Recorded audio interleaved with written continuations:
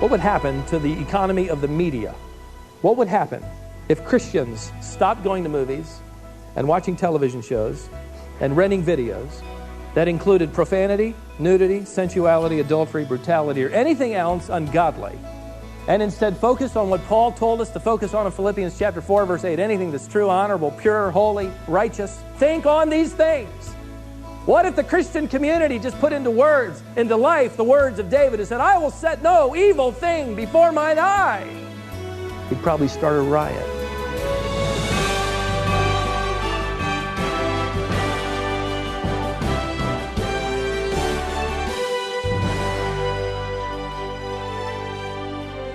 Think about the times when you've shared the message of the gospel with family or friends, or maybe with strangers.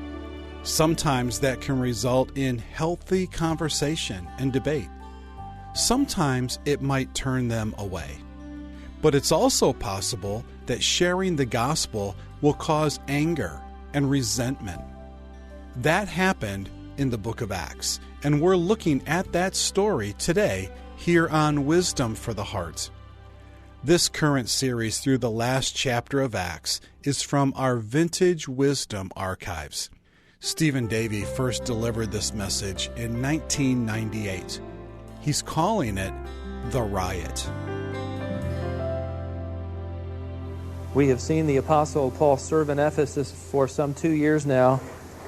The results have been electrifying. We closed our study last Lord's Day with a look at the results in verse 19.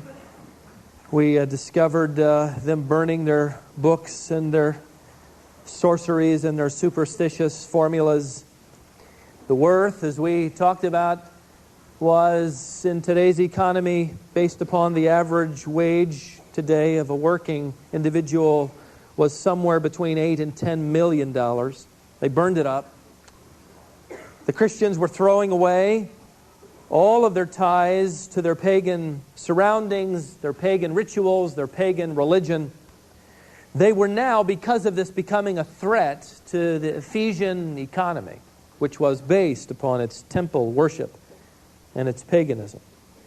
We have seen Paul in this chapter, the 19th chapter of the book of Acts, involved in healing, other apostolic miraculous signs, as we talked about, validating the messenger and authenticating the messages originating from God, as this apostolic community did. Also exorcism.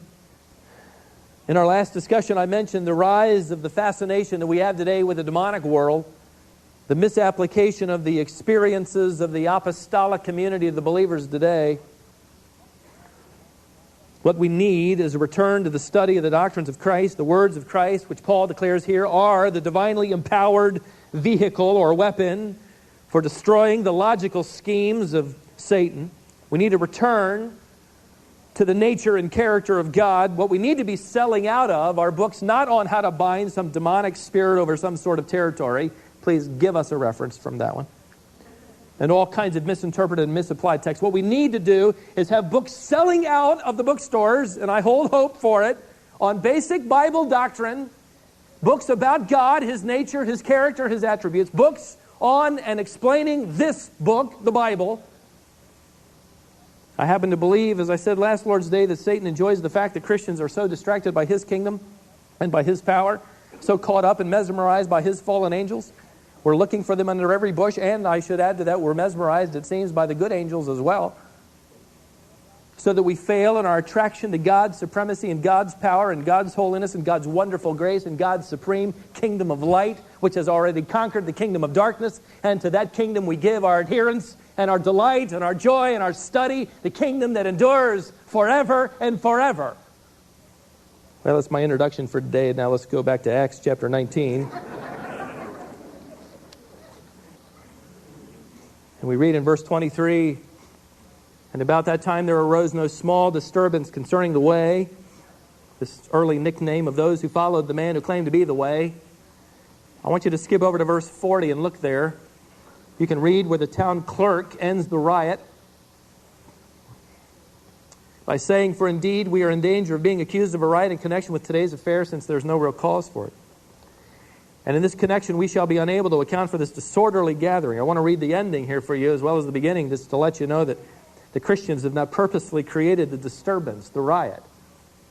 And the unbelievers have to come to terms with it. They have simply acted and spoken like Christians, and the unbelievers have created the riot.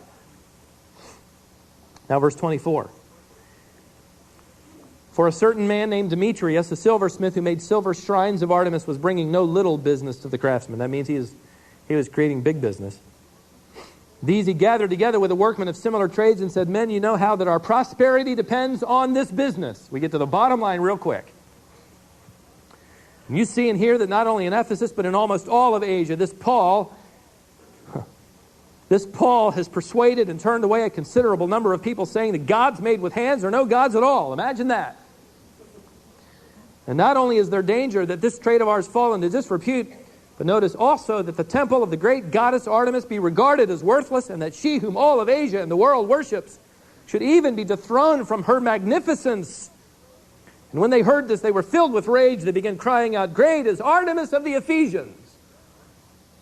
Stop here for a moment. Artemis was the queen of heaven. She was also considered the goddess of earth and nature. Ephesus was the guardian city of this worship, this temple. The temple to her glory was one of the 7 wonders of the ancient world. Surrounding the exterior of this temple were 127 massive pillars that were inlaid with precious jewels and covered with gold. It was an incredible spectacle of glory and magnificence. Inside the temple was a huge altar, 20 foot square, and on that altar was a grotesquely configured deity.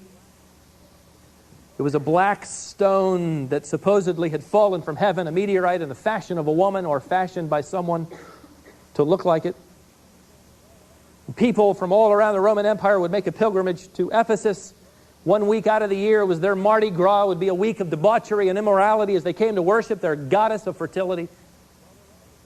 While there were other temples and shrines to her, to worship her in other parts of the empire, this was the main one.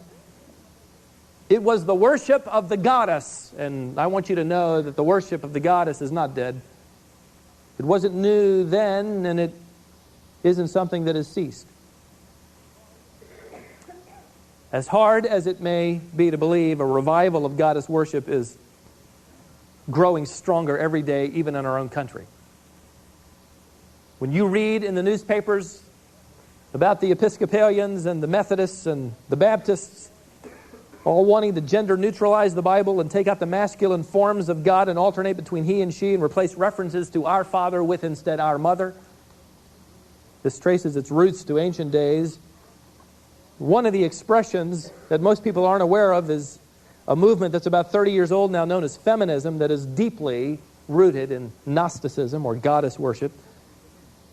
It is at its core a religious movement. While most people have bought the lie that it's just nothing more than wanting to get women out of the kitchen into the corporate world and give them equal pay, it's much, much deeper than that. Annie Laurie Gaylor wrote an article for The Humanist 10 years ago called Feminist Salvation. She wrote, let's forget about the mythical Jesus and look for encouragement, solace, and inspiration from women. She says this fascinating thing. 2,000 years of patriarchal rule under the shadow of the cross ought to be enough to turn women toward the feminists' salvation of the world. The declaration of feminism that was crafted more than 25 years ago in November of 1971 stated their agenda, and among these was the statement, quote, we must return to ancient female religions. A man who sort of picked up the trumpet under the title of ecology is Al Gore, who in his recent book called Earth and the Balance, Ecology and the Human Spirit, is summarized by a man named Peter Jones, who wrote Gore's involvement in ecology in his book as an expression of his belief, as he teaches it in his book, in the connectedness of all things and the great value of all religious faiths, and his hope that ancient goddess worship will help bring us planetary and personal salvation. This ancient goddess worship that has created the underlying theme of feminism and many other things in our country wasn't new here, and it isn't dead today. You could put all of it under a categorical term called Gnosticism. Gnosticism turned the creation account given to us in the Word upside down and taught that divine wisdom came through dame wisdom. In other words, there is a mystical heavenly woman named Sophia, which is Greek for wisdom. Sophia worship has made front lines just in this past year in America. The Gnostics taught that Sophia entered the snake in the garden, and that she taught both Adam and Eve the true way of salvation. The snake in Gnostic literature, by the way, is not called the tempter, but the instructor. The serpent was, in Gnostic literature, the Redeemer, because the serpent was the incarnated woman who came and taught the truth of true salvation through the female goddess, Sophia, or Dame Wisdom. All you have to do is read current religious news to see the resurgence of Sophia worship. It is part and parcel of the gender-neutralizing movement that is affecting even the Word of God, and copies of gender-neutralized texts have already been sold in our world today.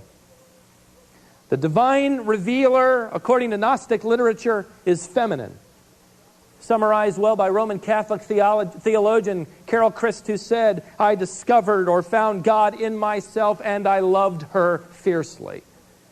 That just sort of sums it all up there in that nice package. God is within you, and once you discover the true God is feminine. This was recorded in a transcript that I read recently on the subject of Gnosticism, where this author writes, or actually quotes from Gnostic literature going back centuries old. Here's Dame Wisdom speaking. "I am androgynous. I am both mother and father, since I copulate with myself. I copulate with myself and with those who love me, and it is through me alone that all stands firm. I am the womb that gives shape to all by giving birth to the light that shines in splendor. I am the eon to come. I am the fulfillment of the all, that is the glory of the mother." It should not surprise you that Gnosticism exalted in its day and does today lesbianism, homosexuality, anything that reverses the sexual norms that God has proclaimed in His Word is turned on its head and convoluted so that these roles are reversed. It basically takes then and now anything that God has said or does and turns it inside out, and then it proclaims the reverse of that to be the truth.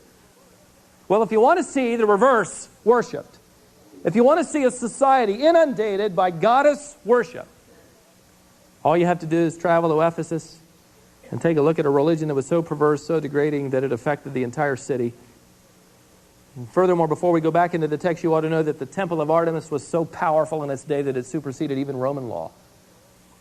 If a man committed a felony or a woman committed a felony, if they could somehow escape the law and make their way across the Roman Empire to this temple of Artemis located in Ephesus, that if they could reach the temple, no matter what crime they'd committed, no matter what heinous thing they'd done, they were granted immediate asylum.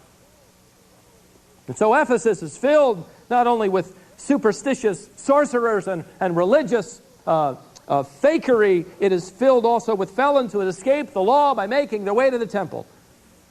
It was an unbelievable city. They had escaped the law by simply becoming worshipers of the goddess Artemis.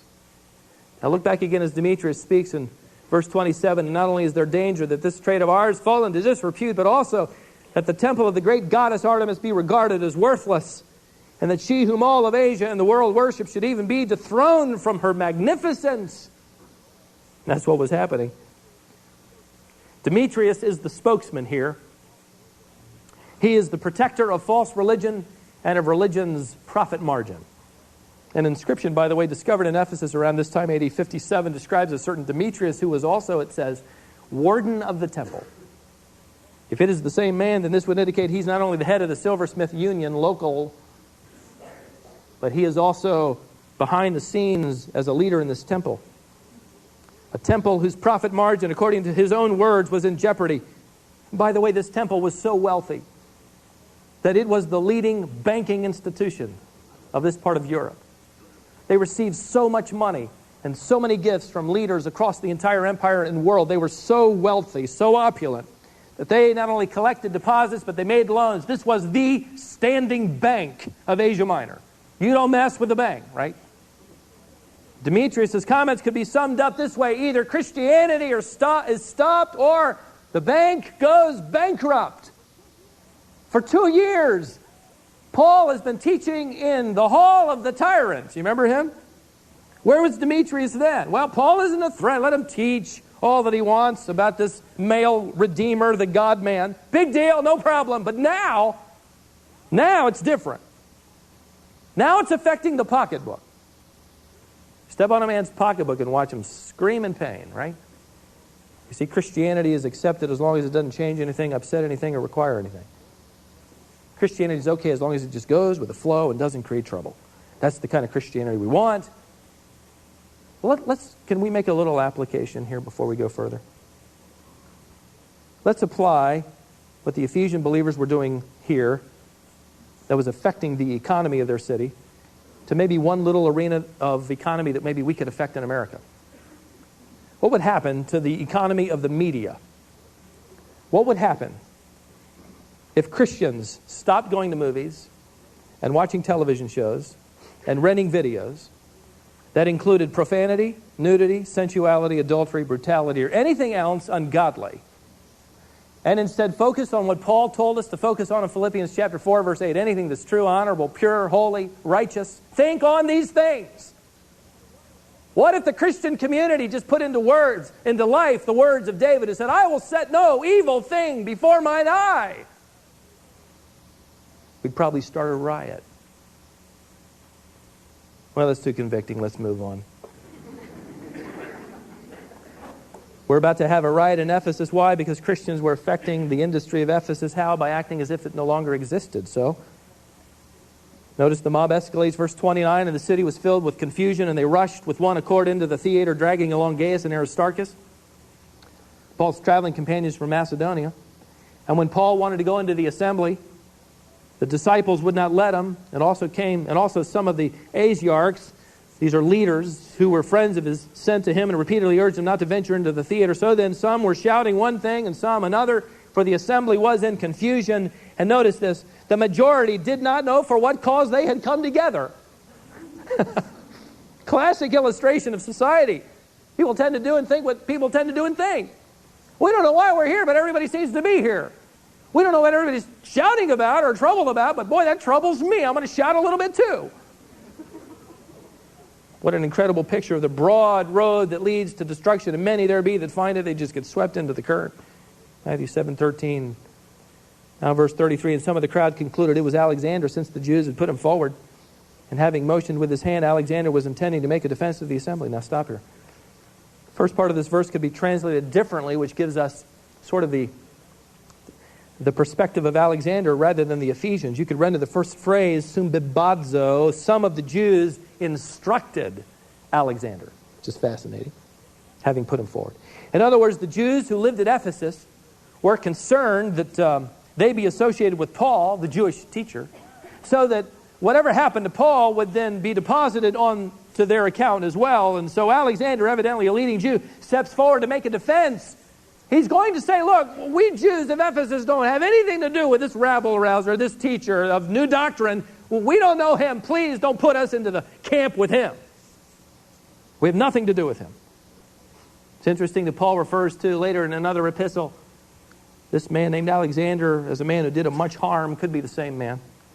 The tragedy, however, if you read between the lines, is that Alexander is basically revealing that the Jews who lived in Ephesus had compromised in the true spirit of ecumenicism. You do your thing, we'll do our thing. We don't agree with each other, but let's not bring that up. Let's just get along, shall we?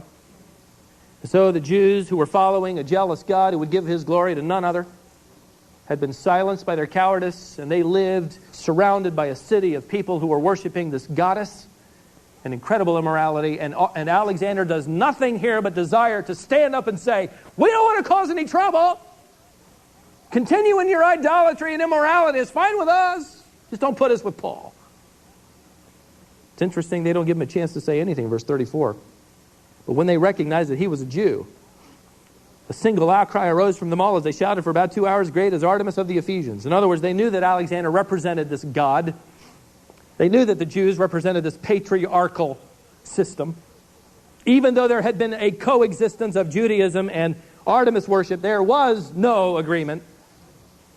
Imagine, for 2 hours now, 25,000 Ephesians in this open arena worship their goddess. They are chanting their praise to her almost with delirious passion. Great is Artemis of the Ephesians for 2 hours. God help us to speak of him for 2 minutes. Verse 35, and after quieting the multitude, the town clerk said, Men of Ephesus, what man is there after all who does not know that the city of Ephesians is guardian of the temple of the great Artemis and of the image which fell down from heaven? Since then, these are undeniable facts. Interesting. They're undeniable, he says. You ought to keep calm and do nothing rash. For you have brought these men here who are neither robbers of temples nor blasphemers of our goddess, so that if Demetrius and the craftsmen who are with him have a complaint against any man, the courts are in session and proconsuls are available. Let them bring charges against one another. But if you want anything beyond this, it shall be settled in the lawful assembly. For indeed we are in danger of being accused of a riot in connection with today's affair, since there is no real cause for it. And in this connection we shall be unable to account for this disorderly gathering. In other words, we'll have to answer to Rome. And after saying this, he dismissed the assembly. The town clerk here becomes an unsuspecting biographer of Christianity. He inadvertently tells us a lot about the Christians in Ephesus, without meaning to. He tells us a lot about how they acted in the midst of gross immorality and idolatry, without really telling us. Did you notice what he said the Christians didn't do? Verse 37. They didn't spend their time blaspheming the false gods. In other words, that wasn't the text of their message. They didn't steal from the temple. In other words, they didn't break the law. There is every reason to believe that the citizens of Ephesus, including the Christians, were required some sort of tax to provide for the overhead of the temple. It was, after all, the city bank. The Christians' record was clean. They were paying their taxes. They were living godly lives, quiet lives, apart from the fact that they were declaring the truth of Jesus Christ. And they were creating huge waves. How? One of my favorite authors by the name of Warren Wiersbe writes, Paul did not arouse the opposition of the silversmiths by picketing the temple or staging anti-idolatry rallies. All he did was teach the truth daily and send out his converts to witness to the lost people of the city. As more and more people got converted, fewer and fewer customers were available. Another author wrote, the Ephesian believers did not lobby the city authorities, picket the silversmiths' shops, or organize demonstrations against Artemis worship. Nor did they try to be popular to the masses. They preached and lived out the message and let the power of their changed lives confront and push out the old ways. One more author, James Montgomery Boyce, writes these words, How did Christianity triumph? How did Christians win the day? It was not by appealing to numbers. It was not by playing on the emotions. The Christians did not circulate a petition to see if they could get 51% of the Ephesians to sign it saying, Artemis is no God and the God of the Old Testament is the true God. The Christians didn't hold a mass rally. They did not send Christians into the amphitheater to do their thing. They did exactly what Jesus Christ had done and what he sent them into the world to do. They preached the gospel so that men and women got converted, and once they were converted, they taught them how to live for Jesus Christ. That's what they didn't do. Now notice what they did do. According to this passage, verse 18, they lived pure lives. They refused, verse 19, to support ungodliness. Verse 20, they delivered the word of the Lord. Back in verse 19, they personally sacrificed for the sake of the gospel. You know, they could have had a yard sale with all this stuff. Can you imagine $9 million going into the coffers of Christ Church? No, they didn't want anybody else to have it either, so they burned it all. In other words, they changed their world as they swung the sword of the Spirit. Can we change our world this way? Yes, we can. If you're a student of church history, you have read of the Welsh revival, haven't you? The social impact of the Welsh revival was astounding, by the way. The way it impacted that sliver of the British Empire. Judges were presented with white gloves. They had no cases to try. Historians tell us that in the Welsh revival, about 100,000 people came to faith in Christ in about a 5-month period. No robberies, murders, burglaries, rapes, embezzlements, nothing. The district council held an emergency meeting to discuss what to do with the police now that they were inactive. Imagine that. I met a pastor a few months ago from Ireland who talked, and I asked him about the Welsh revival and if he had studied it at all. He had.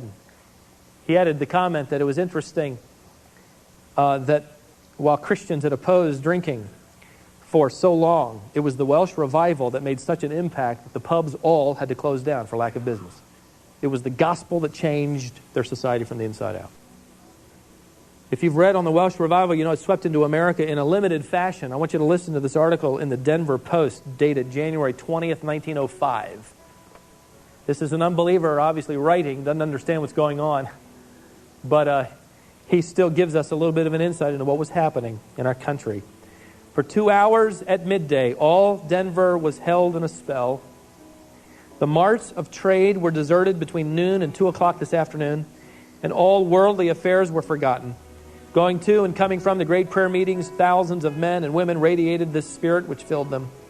Seldom has such a remarkable sight been witnessed, an entire great city in the middle of a busy weekday bowing before the throne of heaven and asking the blessing of the King of the universe.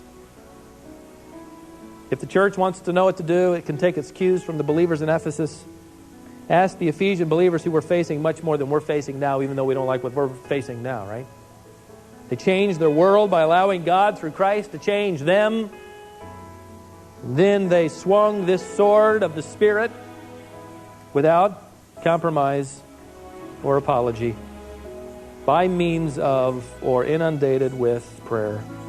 And they changed their world.